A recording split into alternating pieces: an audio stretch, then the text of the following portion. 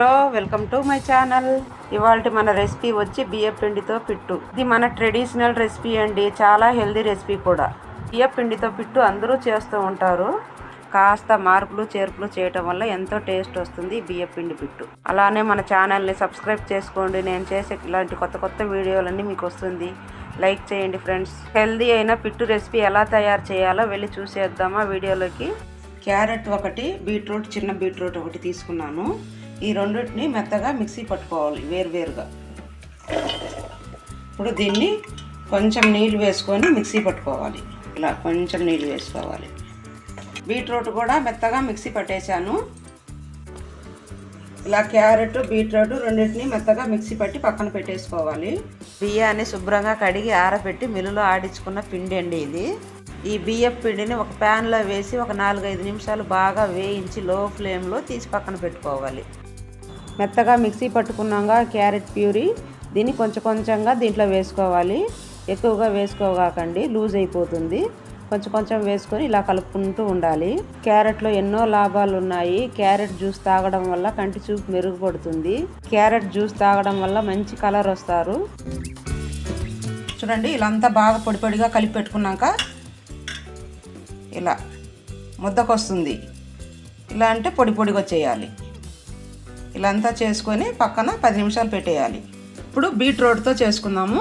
కొంచెం సాల్ట్, ఒక్కసారిగా ఎక్కువ వేసేయకండి, చూసుకొని వేసుకోవాలి.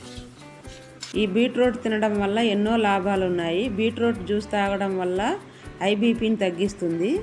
నీరసంగా ఉండి ఏమి తినలేము అనేవాళ్ళు ఈ బీట్రూట్ జ్యూస్ ఒక గ్లాస్ తాగారనుకోండి, చాలా హుషారుగా ఉంటారు. ఈ జ్యూస్ తాగటం వల్ల శరీరంలో ఉన్న కొలెస్ట్రాల్ తగ్గిపోతుందట. జ్యూస్ తాగటం వల్ల వెయిట్ లాస్ కూడా అవుతారు.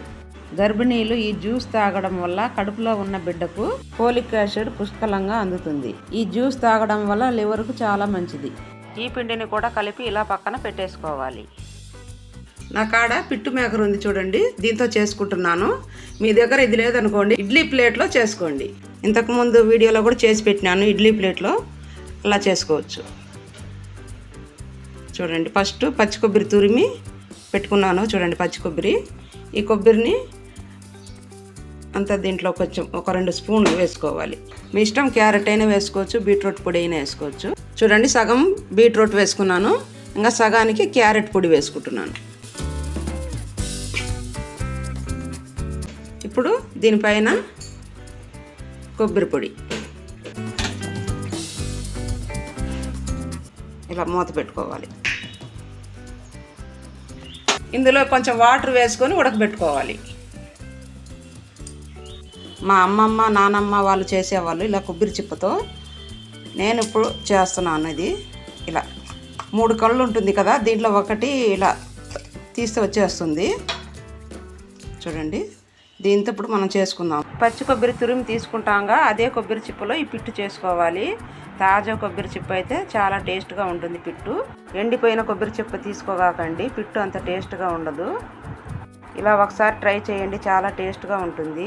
పచ్చి కొబ్బరి ఫస్ట్ వేసుకోవాలి, ఇలా ఒక 2 స్పూను. మీరు ఏదైనా ఒక పొడి వేసుకొని కూడా చేసుకోవచ్చు. నేను 2 వేస్తున్నాను. ఇప్పుడు క్యారెట్ పొడి అంతా కొబ్బరి చిప్ప నిండా వేసేసుకోవాలి. ఇప్పుడు దీనిపైన మిగిలిన కొబ్బరి పొడి అంతా వేసేసుకోవాలి. చూడండి ఫ్రెండ్స్, కుక్కర్లో కొంచెం నీళ్ళు వేసుకొని పెట్టుకొని విజిల్ తీసేయాలి. విజిల్ తీసేసి ఇప్పుడు ఇది బొరకు ఉంది కదా, దీన్ని దీంట్లోకి పెట్టేసుకోవాలి. ఇలా ఇలా పెట్టేసుకొని ఒక చిన్న ప్లేట్ ఏదైనా తీసుకొని దానిపైన ఇలా మూత పెట్టి పెట్టేసేయాలి. ఇప్పుడు ఈ ఆవిరికి ఇది ఉడుకుతుంది. కేరళలో ఈ రెసిపీ పాతకాలపు పద్ధతిలో ఇలా చేసేవాళ్ళు. క్యారెట్ బీట్రూట్ పిట్టు రెసిపీ రెడీ. ఇలా మీరు ఒక్కసారైనా కొబ్బరి చిప్పతో పిట్టు చేసి చూడండి. డిఫరెంట్ అయిన టేస్ట్తో చాలా రుచిగా ఉంటుంది. ఈ పిట్టు రెసిపీ మీరు కంపల్సరీగా ట్రై చేస్తారు కదా. ట్రై చేసి మీకు ఎలా కుదిరిందో నాతో షేర్ చేసుకోండి. పక్కనే ఉన్న బెల్ ఐకాన్ని క్లిక్ చేస్తే నేను చేసే వీడియోలని నోటిఫికేషన్లో మీకు వస్తుంది. Thank you for watching.